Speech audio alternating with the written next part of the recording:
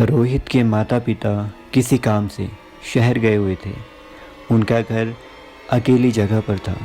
बाहर बिजली कड़कने के साथ साथ बहुत ज़ोर की बारिश हो रही थी।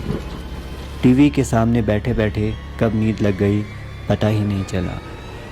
एक जोर की चीख के साथ वह उठ खड़ा हुआ। पूरे चेहरे पर पसीना ही पसीना था। ऐसा लग रहा था जैसे कोई डरावना सपना देखा हो।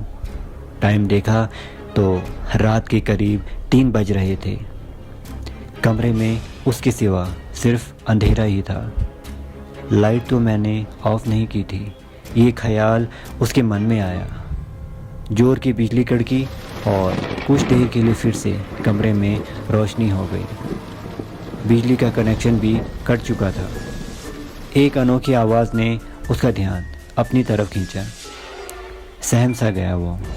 तभी आवाज़ आई, भैया मुझे डर लग रहा है, मेरे पास आओ ना। रोहित उठा और दूसरे कमरे की तरफ जाने लगा। तभी आवाज़ आई, भैया वहाँ मत जाना, मैंने आपको नहीं बुलाया, मैं तो यहाँ ऊपर हूँ। वह बहुत डर गया था। इससे पहले कि कुछ समझ पाता बेहोश होकर वहीं पर गिर गया।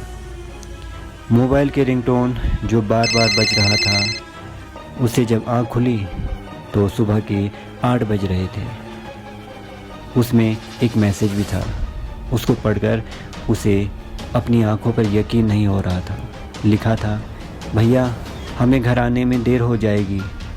उसे याद आया कि उसकी बहन भी तो बाहर गई है। वह फिर से डर गया कि बीती रात उसके साथ वो कौन थी। तो आपको ये कहानी कैसी लगी कमेंट बॉक्स में अपनी राय ज़रूर दें। मिलते हैं अगली कहानी में। तब तक के लिए अपना ख्याल रखें और सुरक्षित रहें।